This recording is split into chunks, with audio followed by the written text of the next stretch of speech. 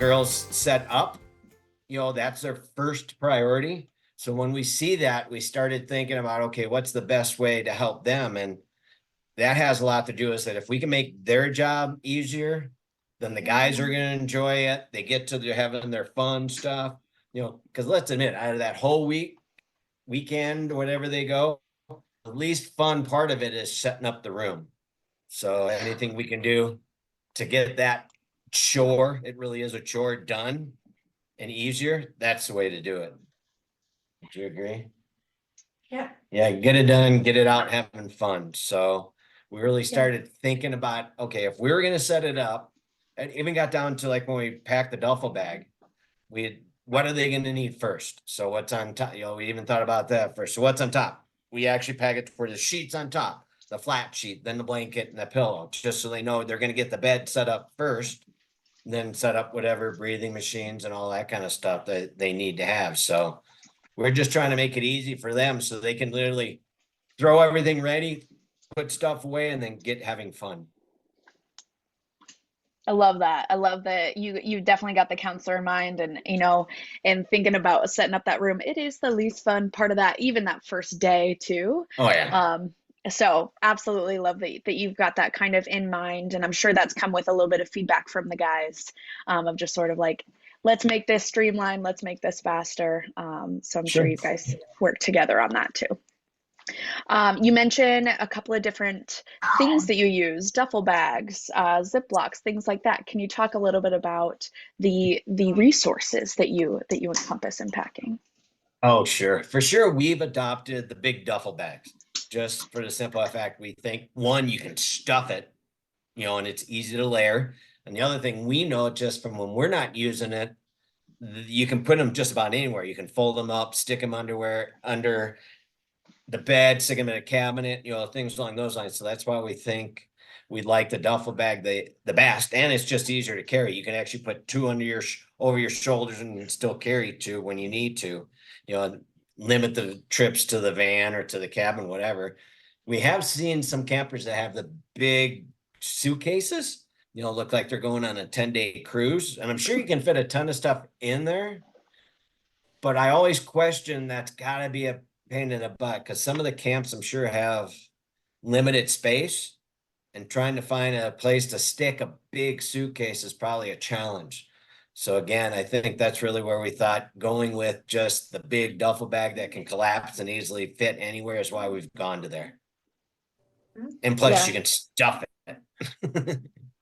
Absolutely.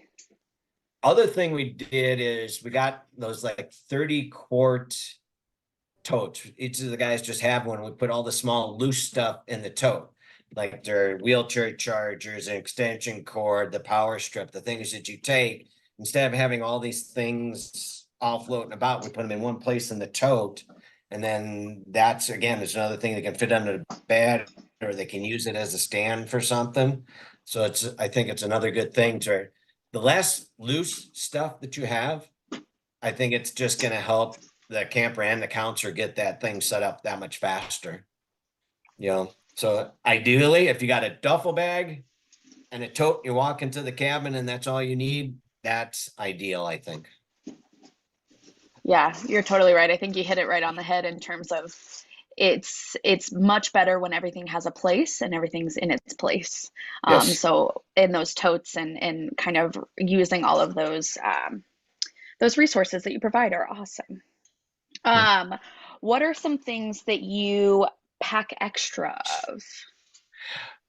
Well, you got to make sure that you have a couple extra days of clothing. You never know what's going on. If there's a pool involved, if there's a water fight involved, if there's, what do they call it, kangaroo court and shaving cream involved, you never know what's going to happen. So you always plan for an outfit a day, but you also got to make sure you have a couple extra outfits for sure. So that's a big thing. And then, and of course, our three guys are always making sure you have enough underwear. That's key. I love that. I love that you're packing or planning for us not to do some extra laundry, because kangaroo court accidents, definitely, they're out there. They happen. I'm not sure if you can consider them kangaroo accidents, but they're kangaroo incidents. There you go. I You're like right. that. I like Yeah, that. they are. What are some things that, and I'm sure there's lots of things you can add to this list, but what are some things to never forget? Obviously those staples, but is there something that's just sort of like has always been a really big help? For us, because we're at altitude, it's always been sunscreen. When you're a mile up and even go a little higher up to camp, kind of situation, you got to make sure there's sunscreen. So it's usually asked several times. We got the sunscreen. Yeah, and Mother Nature cooperates sometimes, and sometimes she doesn't. So even though it's always a battle, no, I'm wearing shorts. We always sneak the pair of pants in there just in case, and a light jacket just in case. You can always put them on the bottom of the duffel bag, but it's always something. If you have it, you won't need it, I guess. And the fact that it just lays really flat, it doesn't take up space, and it's there if you need it. Yeah. And it stuffs right in that duffel. Absolutely. Leave it at the bottom. You don't even have to, they don't even have to take it out, so they don't have to go through that. So Right.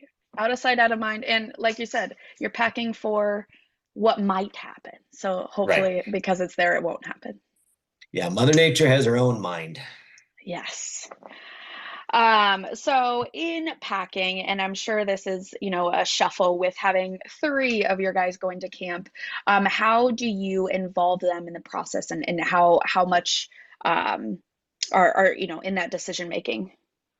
When it was younger, they didn't care. You just made sure they had clothes to wear. But as they start getting older, they care about what they want to wear, kind of situation. And so it evolved, it used to be, okay, you got 7 shorts, 7 shirts, 7 pairs of underwear, that kind of thing. But now it's really evolved and you make it the outfit for the day. And I think that's another one. The thought's already put in it. It's easier for the counselor too, kind of thing. So the guys, we lay it out on the bed and it says, okay, we need 7 outfits. You pick them.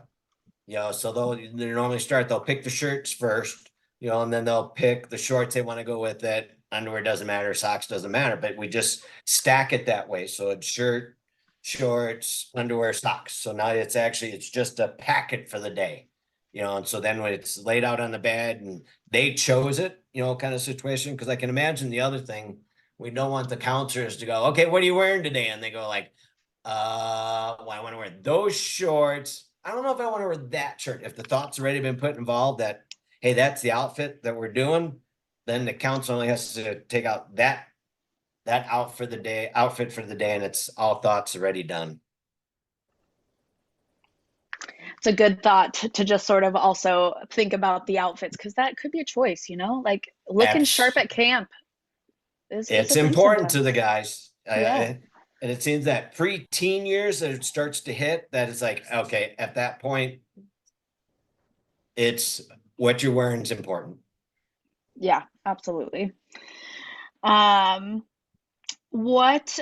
so in of course your trial and error process, you guys have come up with a good system. How do you check your system against the packing list that we use for camp? Is that something you utilize?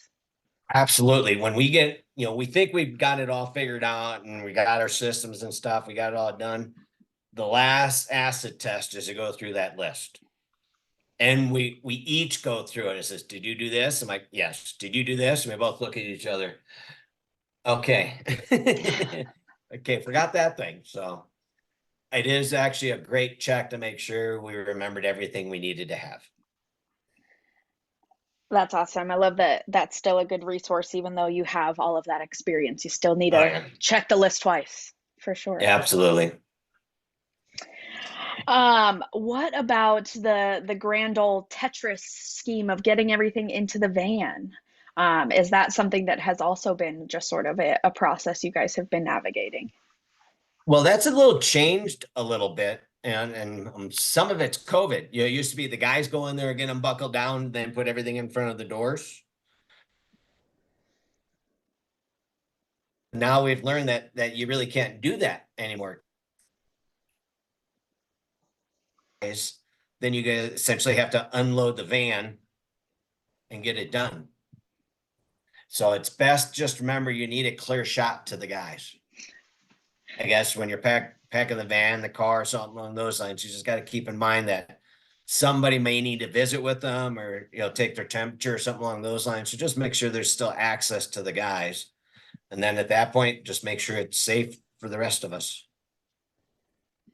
Yeah, I really appreciate you thinking about that, thinking about getting in all the vans and climbing all over the duffel bags to get to campers at that first initial check-in. So love that you guys think about that. What are some things you've forgotten over the years? It seems the things we've forgotten a couple times was the rain poncho. Again, you hope that Mother Nature cooperates, but it seems like there's been a couple times we forgot the rain poncho. Mm-hmm. Yeah, you look at the weather, it's like, hey, it looks great. And then you're like, forgot it. So that thing's probably, we're forever hammering on the sunscreen, but forgot the ponchos a couple times. Yes. We do try to have some extras at camp because we have also been caught in the rain a few times without some ponchos. Trusting that Colorado weather is not always best case, but we try. All right. I think any weather you can't trust. So totally right. Absolutely. Why, and this is the big question, I'm sure, why is packing efficiently so important? Well, it's the easiest way, one, to not forget anything. And also, I mean, let's face it, the counselors are there because they want to have fun, but it's a lot of work. There's no ifs, no ands, what's about it. It's just being a counselor's a ton of work. Everybody, all the campers, they're going 100 miles an hour. They're either sleeping or they're going 100 miles an hour. So anything we can do to help them, I mean, it's just going to make it better for everybody. So a lot of thought part of that, because whether we forget something to where, okay, now somebody at a camp's going to try and have to find it or get it or something along those lines, we don't want to do that to them. We don't want to make their start to the camp hard just because I don't want to make it sound horrible, but the fact that, well, these 4 or 5 days that the guys are at camp, that's Kim and I's respite, kind of thing. So I don't want to make it sound selfish, but that's huge for Kim and I. So if we can make it easy for them and enjoyable for them, it's going to stay around and it's going to stay around for us as well.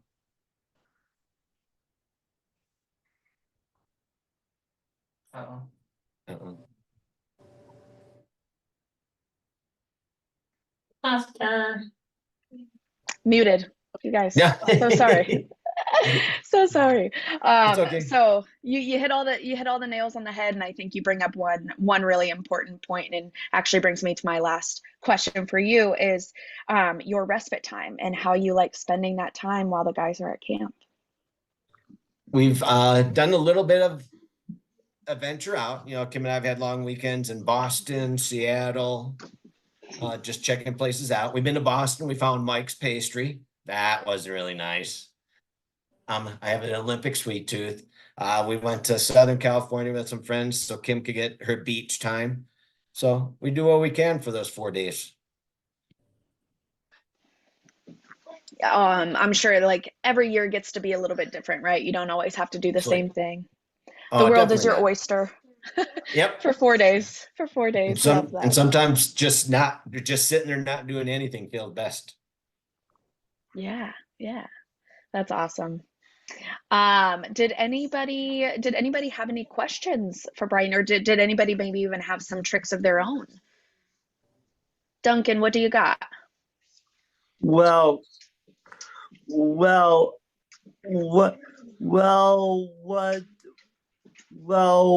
Brian said did make sense because there were so many times that I have got rain park for myself, but I have always thought it might be best to bring a rain jacket if possibly an umbrella, just to be on the safe side. Yes, definitely want to stay dry, and that helps it where you don't have to use all those sets of clothes you brought. Right. Yeah, that's a good thought. A rain jacket too. And also an umbrella as well. An umbrella, yeah. just just in case Mother Nature decides to bring the pain. Bring the pain. Yep. Yeah, You're right. It sometimes does choose to do so. So you've got to be prepared, yep. thinking I- about it. yeah, Duncan. yeah, because today Is Aaron on? Mother Nature decided to bring the most wild wind If Aaron's online. into Oh, his Denver not, never mind, he's not Wi-Fi. because Mother Nature decided to bring the wind. Oh, my- yeah, for sure. That one's hard to control. Yeah, I Tough. could Not any more than I the could- others. I could not even go forward because the wind kept knocking me backwards. Doggone it. Good. Goodness. But Did luckily, anybody have any other questions or anything that we could answer for you? Abby, do you have any tricks? Yeah, maybe specifically anyone at East with our cabins being a little rustic without heat and AC. Do you have any suggestions as to what to bring at night to stay cool and how to stay or warm at night and cool during the day, Abby? Not really like that, but I do like for my theme, for all the different themes, I usually put all my theme stuff, like for one day I'll put all that theme stuff in a bag. The next day I'll put all that theme stuff in a bag. That's a good idea. Very nice. The bag system works. Definitely works. Oh, that's a good point. Don't forget a garbage bag for laundry. Oh, yeah. That's Yes. bring a big black bag for most of the dirty laundry, and maybe like a kitchen garbage bag, for that. What do we call it? The kangaroo incident. Yes. In case, so we can put that in the little bag to stop the mess. So Right. one of each seems to be a very important thing. Keeping the chocolate syrup separate from the other dirty laundry makes sense. Correct. Yes. Yeah, because I'm sure not all the camps provide hampers, so the bag is important. Yes, absolutely. That actually makes me think of a question is as a parent and receiving the bags back, what's your threshold? Knowing that camp pack up is camp pack up, that how would you like to receive those things back, knowing it is coming kind of in a trash bag and not, or a garbage bag and not a, Put it in the In- trash bag, tie it up, we're good to go. okay. We When could do camp is over and, there's some people, kids when they're little, they cry the first time they go to camp and stuff. That's never been our choice. Our guys cried when they had to come home. So they have to, they're getting used to reality, when they could ask for something and there'd be 3 people trying to get them something and they have to come back to reality. It's like, yeah, I'll be there in a minute, kind of thing. So just make it easy on yourselves, put it all in the, put the dirty laundry in the garbage bag, tie it up so it doesn't open in the car ride home, and call it good. Got it. Tie it so you can't smell it. And Pack it up. or Yeah. it ends up everywhere in the car. That'd be the only Yes. bad thing. Yes. I think that is absolutely Other than that, we're good to achievable. go. which brings me to another question because I had never been guilty for anything at camp because because because the counselors and the campers think I'm a nice guy, Nicest. which is true. I'm not gonna lie about that. But on my first day of going to a camp at NGA, I was not thrilled about going, but my parents were so insistent on sending me there. So I just figured, hey, why not? Then Yeah.